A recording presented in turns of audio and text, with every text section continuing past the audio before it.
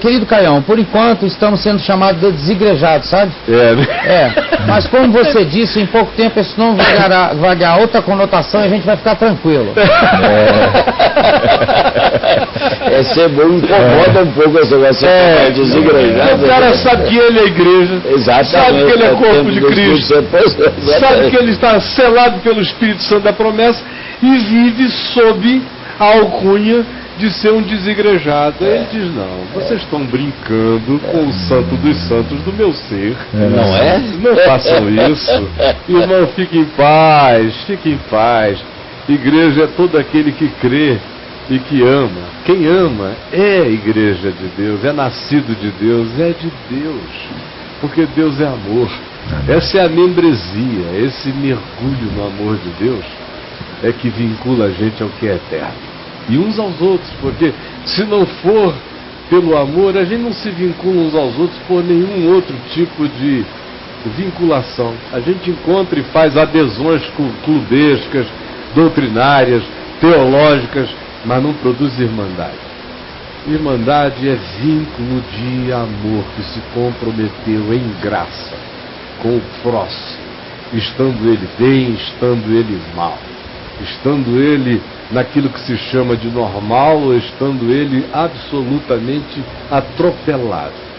É só aí que se desenvolvem os vínculos que dão glória a Deus e permanecem para sempre. A gente está aqui para você e para todo esse contingente que faz parte de um fenômeno novo na história humana, que tem a ver não só com o que aconteceu a boa parte, a maior parte das igrejas, especialmente as pentecostais e as neopentecostais que surtaram geral em boa parte das suas expressões de culto, de congregação e de agremiações. As expressões se tornaram de uma loucura pré-medieval. E é óbvio que esse fenômeno tem chocado profundamente a alma de milhões de pessoas que chegam com a melhor intenção, pensando na igreja e associando a igreja ao coração de Jesus, ao Espírito de Cristo, à simplicidade e verdade do Evangelho, e encontram não um ambiente de imperfeição humana, o que seria natural e normal, mas de canalice, sem vergonhice, abuso, expropriação e sórdida ganância, cumprimentos proféticos escatológicos da última hora, de tão horrorosos que alguns são. Isso tem feito milhões que entram não conseguirem ficar e saem.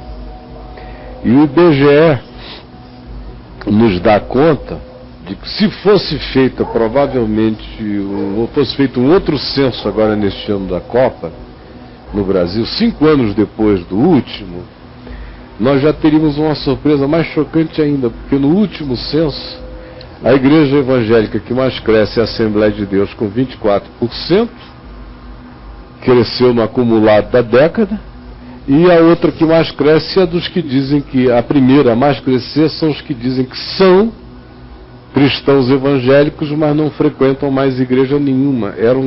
Estavam crescendo na ordem de 780%. Meu Deus do céu. Tinha passado de 1 milhão para 14 ou 15.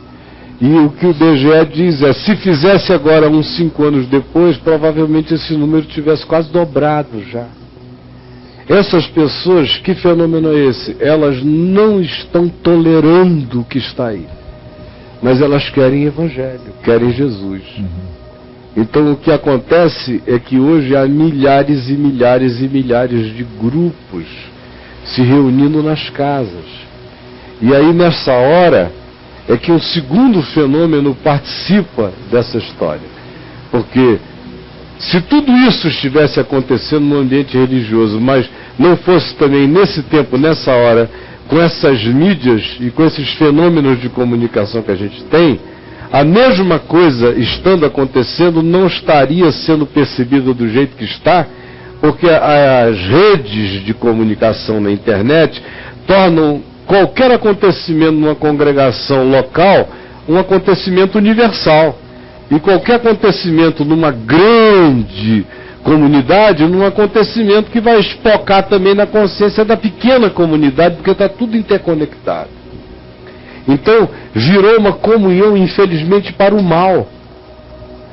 Toda a maldade que vai sendo feita vai sendo exposta, vai aparecendo como lama e sujidade. Agora, se esses veículos têm esse poder devastador de fazer com que o pum localizado se transforme numa Hiroshima na terra inteira e vice-versa, e a multidão e a multiplicidade dos enganos vá sendo demonstrado e trazido ao conhecimento público num volume aterrador para o mal, de um outro lado, esses mesmos veículos podem ser utilizados para o bem e para a realização das coisas que são gregárias e não das que desagregam. Por isso eu disse, de um lado, o fenômeno que expulsa essas pessoas é o que está acontecendo na maior parte desses grupos que chocam e são bizarros.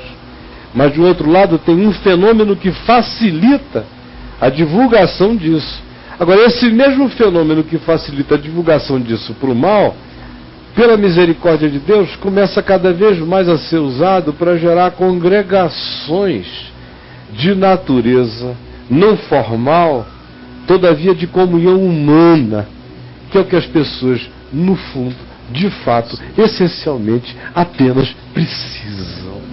É de palavra, é de ensino do Evangelho, é de oração, de comunhão, de consolação, de carinho na fé e de pertencimento e troca simples de amor fraterno e de amizade genuína. Onde isso está presente, a mais linda igreja está construída.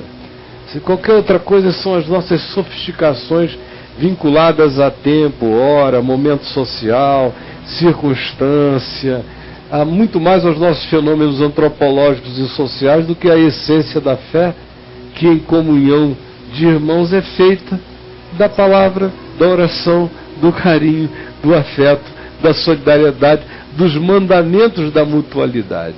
Perdoai-vos uns aos outros, amai-vos uns aos outros, acolhei-vos mutuamente, socorrei-vos uns aos outros. Isso aí acontece com 2, com 3 reunidos em seu nome, com 12, com 15, com 5.000, com quantos queiram. Esse fenômeno é que é para mim a coisa mais nova e recente. É ver que o fluxo desses que saíram perdidos e agonizantes continua grande no que diz respeito à saída, está aumentando, mas por outro lado, eles já estão recebendo a notícia de que o Evangelho é outra coisa. E estão recebendo cada vez mais a notícia de que é possível encontrar comunhões simples de amor fraterno. A meu ver, esse é um dos fenômenos que nos próximos 20, 25 anos, os que forem estudar sociologia aplicada aos fenômenos da fé, vão ter que pesquisar como coisa prioritária, porque não tem nada mais significativamente relevante no fenômeno humano, no horizonte imediato da história, da fé, no planeta, não é só no Brasil, é no planeta. É esse movimento que só poderia acontecer numa época como a nossa, onde a gente está sentado aqui no jardim, que é o que eu digo todo dia. Olha que privilégio que Deus me deu. Uma hora dessa eu estava viajando num avião, eu penso às vezes, na hora que eu acordo, 6 horas da manhã, eu já tinha que estar dentro de um avião, para 9 horas estar pregando em algum lugar, meio-dia em outro lugar, 3 da tarde em outro lugar, à noite em outro lugar, voltar correndo para dormir em casa, para botar os filhos na cama. No fim do dia, é um sacrifício enorme, você estourado. Hoje eu desço ali, tomo um café em paz, sento aqui, aí tem um engenhão lotado na sua frente. Glória a Deus. Um engenhão lotado. Ninguém Amém. pegou ônibus, eles estão em casa, na palma da mão, no laptop, no palm top, no celular, num pequeno aparelho, em qualquer lugar, num grande aparelho de televisão conectado via internet, que todo mundo hoje tem, na casa inteira, gente para todo lado. E aí, conclusão, o que você vai vendo é que elas ficam conectadas 24 horas recebendo a palavra. Recebendo. Graças a Deus. Se não tem escola dominical que seja mais presente naquele ensino. Aquilo que a gente sonhava no início do ministério, né, que nossas cartas eram de mimeógrafo, tudo era uma dificuldade. Hoje em dia, meu amigo, você aperta um dedo, você cria de repente uma coisa, publica e milhares leram. Ó, quantos livros no curso de tantos anos a gente foi lançando, né? São milhões de livros que foram lidos nos últimos anos, milhões. Agora, o extraordinário é que você vai e publica um artigo ali na internet. E um livro que iria demorar no fim do ano, bem vendido, um livro meu naquele tempo, os bons tempos, um livro meu que vendesse bem, ia vender 100, 120 mil, 150 mil no ano. Você publica hoje uma coisa na internet, no fim do dia você atingiu 30 vezes mais pessoas do que com aquele livro. É um texto escrito igualmente, é a mesma mensagem, mas a difusividade é extraordinariamente mais virulenta, né? Então, as circunstâncias desse tempo e dessa hora favorecem tudo que de bom a gente possa e queira fazer, porque nada substitui o encontro presencial humano com toque, cheiro, abraço, aconchego. Por outro lado, as cidades são tão grandes, as distâncias são tão imensas, a vida é tão lotada, ocupada. Nós não estamos mais na Genebra de Calvino, que você saía todo dia a pé de casa para ouvi-lo pregar na Catedral de Saint-Pierre e depois ir trabalhar nos campos ali em volta. Não dá mais. Então, ou você chega onde essas pessoas estão, e felizmente dá para chegar onde todo mundo está praticamente no planeta Terra, na palma da mão do indivíduo, quase como magia, como bola de cristal líquido na palma da mão dele, ali com a palavra, que todos esses recursos precisam ser usados. De modo que esses que vão sendo expulsados de dentro do movimento institucional da igreja por causa das bizarrices, vão encontrando a alternativa de continuarem ouvindo e sendo pastoreados pela palavra. E nesse pastoreio, todo mundo aqui é testemunha de que o meu estímulo é: formem grupos. Se vocês encontram uma comunhão boa em algum lugar, saudável, sadio, equilibrado, coerente minimamente com o Novo Testamento, congreguem-se lá. Do contrário, não havendo em volta, infelizmente existem lugares onde uma pessoa sincera hoje em dia não encontra um lugar para ir. Infelizmente. Aí o cara fica ali em casa, sozinho, vem ver TV, com alguma outra coisa, mas o estímulo é: procure um irmão, 2 irmãos, 3. Nessa perspectiva, hoje há milhares de grupos de 12, de 15, de 30, de 40, de 50 se reunindo para todo lado, numa comunhão que vai ficando até mais madura, mais profunda, porque eles estão tendo que aprender, praticar, andar com as próprias pernas e ensinar a outros. Então, no meio de algo horroroso que aconteceu, eu vejo uma coisa linda, singela e sutil do Espírito Santo se formando. Eu acho que nem todo mundo está enxergando ainda. É verdade. Mas que daqui a mais uns anos vai estar bem definida como algo lindo, que não vai poder ser chamado de reforma, não vai poder ser chamado por nada disso. É um outro acontecimento. É algo que nenhum de nós sabe nem como nomear, e graças a Deus por isso. Mas é do Espírito. Amém. É obra santa. Ninguém detém. É obra santa. Obra santa do Espírito.